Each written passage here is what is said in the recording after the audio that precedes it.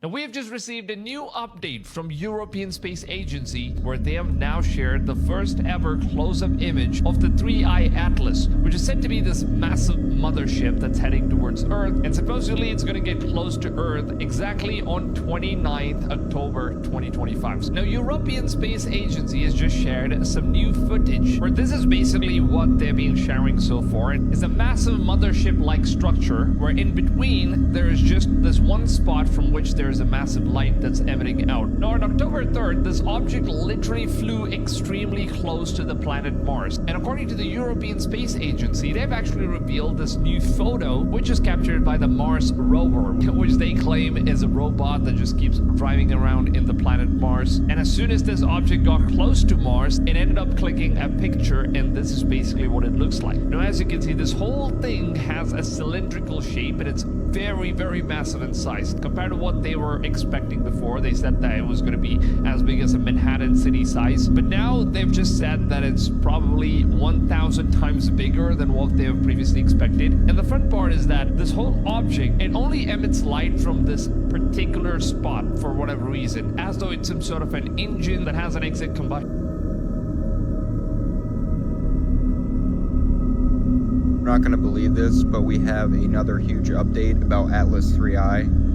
I talked to one of our sources from the observatory that's tracking Atlas 3I.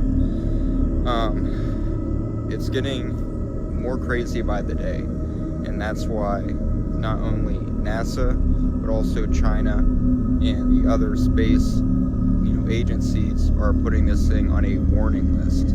They're watching it through our interplanetary defense system because they do not know enough about this thing to write it off.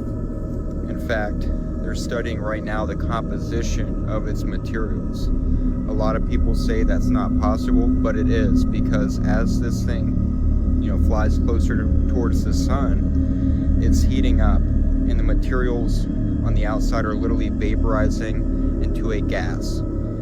They're literally able to tell from that gas what it's made of. And let me tell you something. So far, they're saying it is not natural. They're saying it has a high probability of being made by an intelligent life form. That's why this thing is on that warning list. This is huge.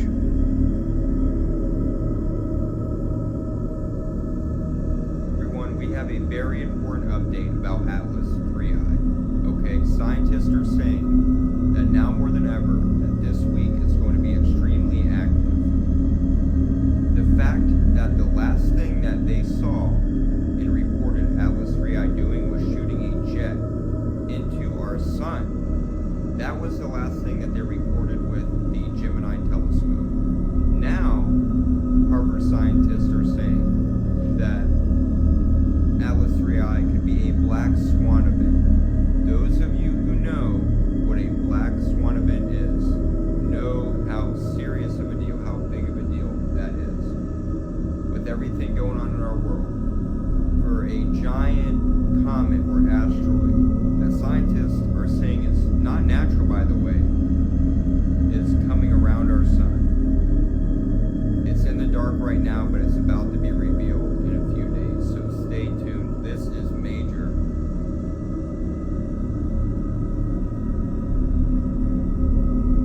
Breaking news, this footage is of the strange comet that's approaching Earth now. This is from Hawaii's satellite, or rather their telescope thing. Did you see that flash of light that's using multiple filters? They said, this is what they're showing us. Now, you may be thinking, am I concerned that this is an alien spacecraft coming to Earth? The answer to that is no. Am I concerned that this will be a psyop to make us think aliens are coming to Earth and then maybe Project Bluebeam happens?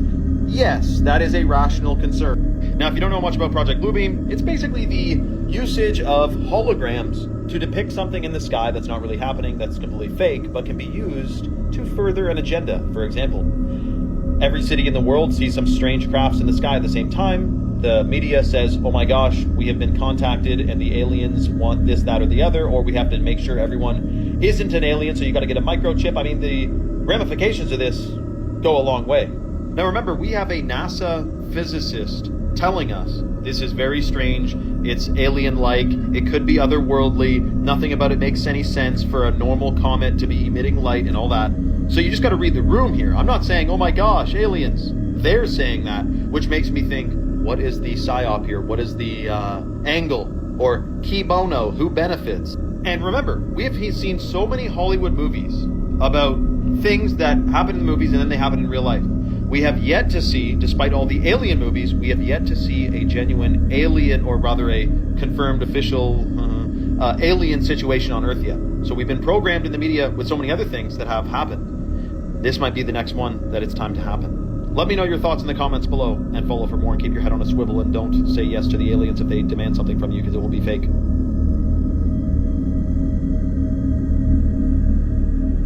3i Atlas is at its closest approach today. October 29th is crunch time, where we find out this thing is really a comet or aliens. Okay, so it's 1.36 astronomical units from the sun. It's at its closest approach, and it's on the opposite side of the sun, not viewable from our Earth's orbit, right?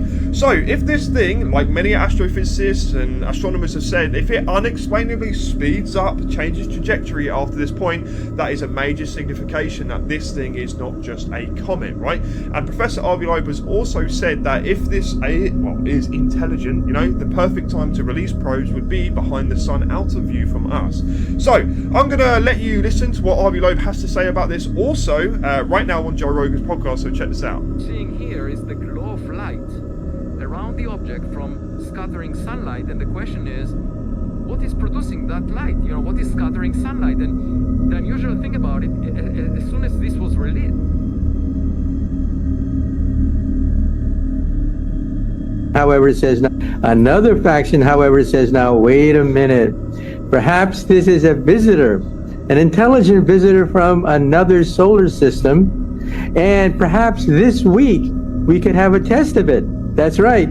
This week, it turns out that the asteroid or comet will be whizzing around our sun, and if it picks up extra energy on its flyby, that would clinch it. That means there's extraterrestrial intelligence involved. So watch for it. On October 30th, starting then, we're going to track it to see whether it gets an extra boost of energy. If so, it means we are being visited. Oh, that's right. And as it goes around the sun, there's something to pick up extra energy in the process. So we're going to watch for it. The energy in must equal the energy out, according to the ordinary theory. But if that's not true, if there's more energy going out than in, it means that there's energy boost coming from whipping around the sun, and that requires intelligence.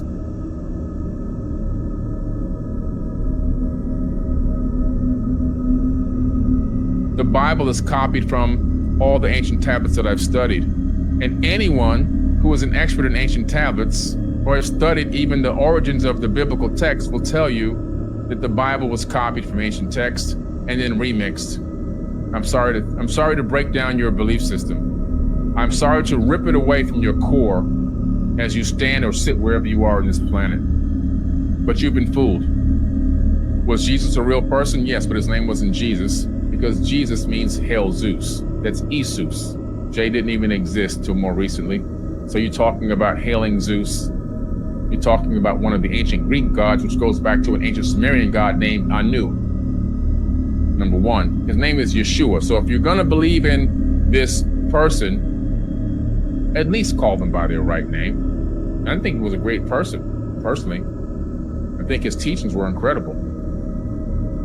I think his what he learned when he learned the Egyptian mysteries was also incredible. What he tried to teach people was that we are gods walking in the flesh, and the power of the Creator is inside of us, by the way. But people claim to love, quote unquote, Jesus so much, but they know nothing about him.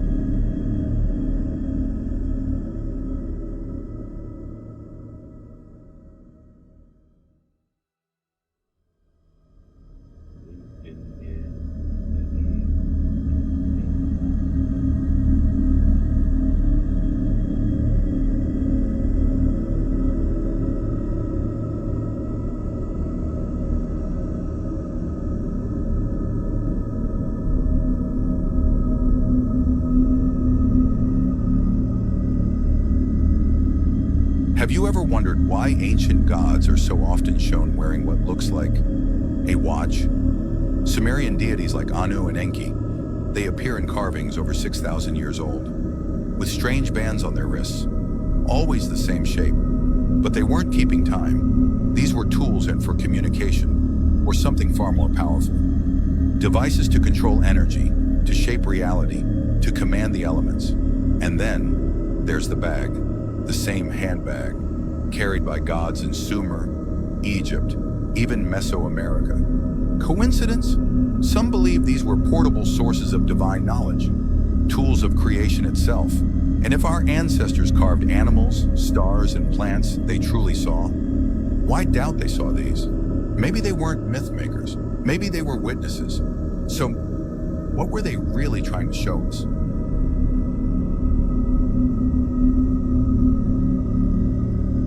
Well, just before we talk to our guests and begin our discussion, let's just delve a bit deeper and take a look at one of the stories that we just mentioned there, the mystery interstellar object currently hurtling through our solar system. And here is an AI-generated film imagining the object's journey through space.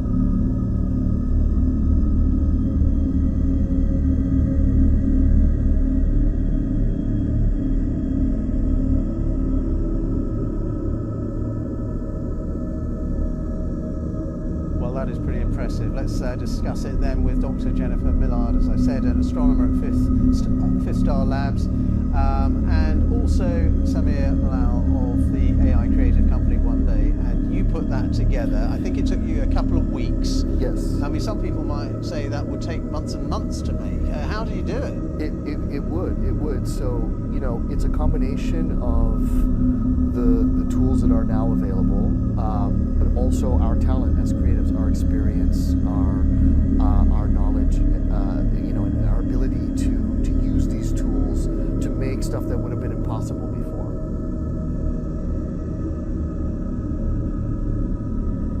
You're not saying the shape affects us, right? That's exactly what I'm saying. Have you ever wondered why everything around you is a cube? Prisons, schools, offices, homes, all square, all boxed in. Ever ask why? Because cubes trap energy.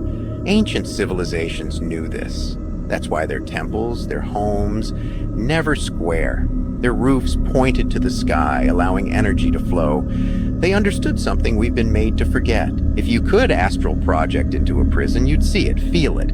The energy, stagnant, suffocated, unable to escape. That's the point. Control, containment, compression. Now look around you. Look at your walls. Your city skyline. A grid of squares, a world of boxes. Do you think that's by accident? It does seem sketchy. See? The ancients built for the mind. They understood that your environment shapes your thinking. You surround people with beauty, with complexity, with wonder, and they think bigger, dream bigger. But if you surround them with lifeless boxes, you limit them. You keep them small. Everything we see molds our mind. This is Right, I've been sent the strangest piece of footage coming from Bathurst in Canada, and this is, just look at the state of this thing, right? There's a bit of a backstory here, so let me read this out. It's a bit broken in English, but I'll try my best. So 3:13 a.m. on August 28th in Bathurst, Canada, the highest building in our city was roughly 100 to 150 feet maximum, and this thing is above the bay, possibly over the ocean. So it was definitely flying, and the light was a lot brighter but less foggy in person. It should have made my eyes squint, or at least water, but I could stare right into it as if it was a drone or other technology or light.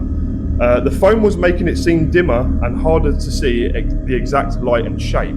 So that was kind of tough to read, but you kind of get the gist there. So very strange, thing was kind of hovering in the sky, it appeared out of nowhere, and it was just kind of doing this. I don't even know, mate, right? Very strange. And again, Canada is not shy to having some weird UFO activity. I mean, I can't really explain what is going on here, man. Whether this is some sort of... My videos, you should see the picture I got on here. Oh yeah.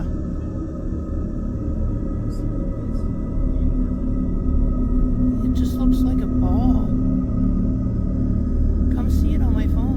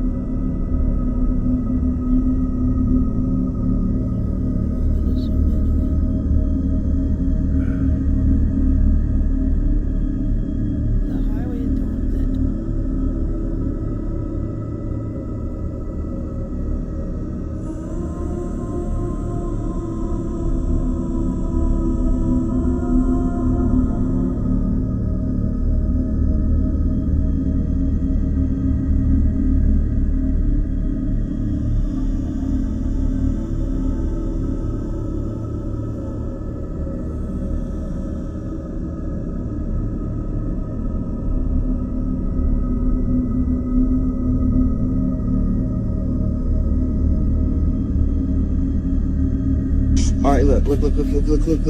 See, look, y'all thought I was playing. I know y'all see those lights. Look at them. Not them little ones because my little mirror thing scratched up. I know you see those right there, floating.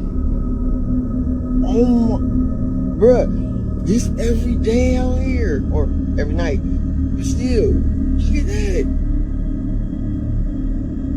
Bruh, this really in Miami. I'm gonna play and look, the airport is right over here. That's the airport. You know what I mean? It always got little lights and stuff, you know, it's probably airplanes. But over here, this ain't the airport. Look at that. And them clouds not even moving. How the whole cloud not gonna move? It's just sitting there at nighttime. It's crazy. Look, ain't no other clouds in the sky. But right over here, look at them. And look at those lights. Bruh, y'all could, hey. Oh wait, it's a couple clouds right here, but look, they just frozen.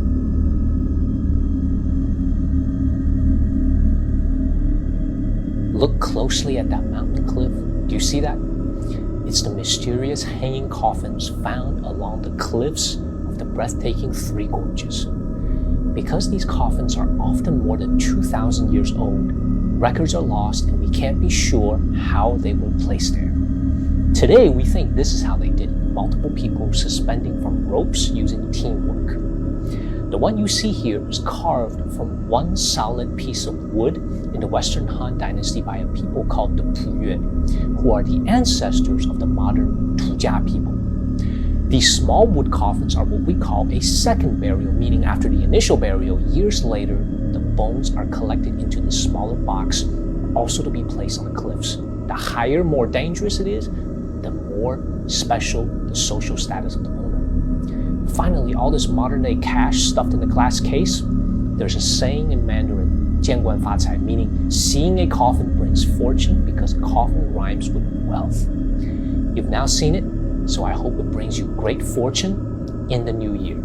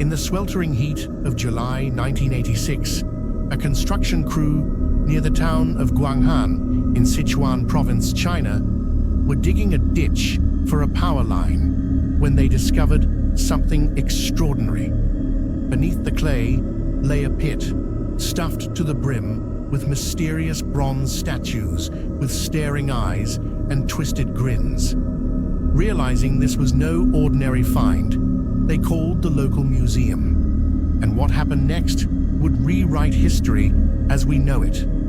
Archaeologists quickly descended on the site and uncovered two massive sacrificial pits. And inside, along with the bronze masks, was a remarkable amount of ivory and something else of value, something which matched nothing of any known Chinese dynasty to date. No writing, no graves, and no records.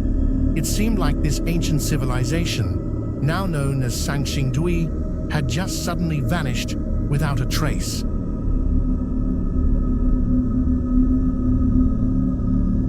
No one tells you that Stonehenge was rebuilt by cranes and machines in 1958. You're made to believe Stonehenge was a mystery, and we don't know how it was built. But how long have we been rebuilding it exactly? The truth is, the reconstruction effort started even earlier.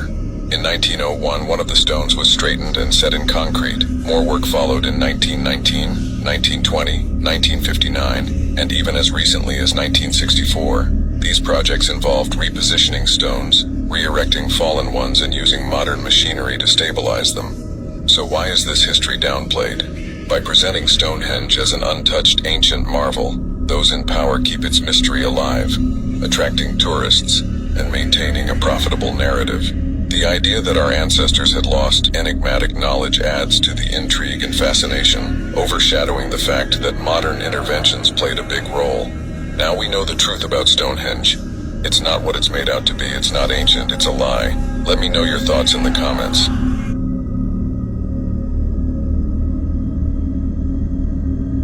You're gonna love this. So China keeps their pyramids secretive, pretty under wraps, for a really good reason. They don't really know what they are. The 40 that we know of are claimed to be burial mounds when no bodies have ever been found in them, just around them. What I'm about to show you is just 15 of them. They're deliberately buried with shallow-rooted trees planted on top of them. They publicly say they don't have the resources or technology to properly excavate these without damaging them. Now, a lot of these are concentrated in two specific areas, but one area in particular has a bunch of them just in a straight line. The tricky thing with these is they don't really look like pyramids from above. You have to use the 3D feature on Google Earth to really see where these are at in the landscape. But as soon as you do that, then you see the line of pyramids across miles and miles and miles of the Chinese landscape. It's just pyramid after pyramid after pyramid in random fields. These are not small either. A few of them have more volume than the Great Pyramid of Giza. The main problem still is a lot of people don't know what these are called or even where to start looking to find them. But being able to view them from above using a map with the locations mapped out has a couple useful features. Take the Zion pyramids, for example. They share the same alignment as Teotihuacan in Mexico and Giza that correlates with the constellation of Orion. From the ground, you can't see that Anchor aligns with Draco or the Yucatan aligns with everything. Now, what I'm using is my personal map of the remnants of the ancient world. There are over 300 of these places scattered across the globe. This took me years to compile, but it's really cool. So if you go down the Nile, for example, there's a ton of ruins, but you don't know where they are or what they're called, so I marked them, and now you know there's a pyramid on top of that mountain. So let's go to America. There are 118 pyramids in Egypt, but there are over 2,000 in America. This part of the map is just the known pyramids. The coolest part is when you zoom out and you get to see the whole thing, the entire scale of what they built. Like, you don't know there's a pyramid on top of this mountain here unless you live there or you're very familiar with the area, but there it is. If you own Hidden History already, it's already updated on the map automatically. If you want it, you can acquire it for a whopping $17, which will buy me a haircut and my girlfriend flowers, who had to put up with me in putting coordinates into Google Earth for 12 hours last night.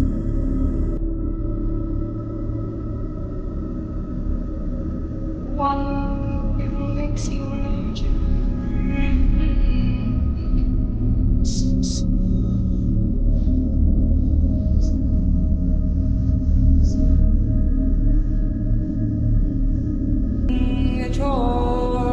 Go ask Alice when she's 10 feet tall. When the men on the chessboard get up and tell you where to go, and you just had some kind of mushroom, and your mind is moving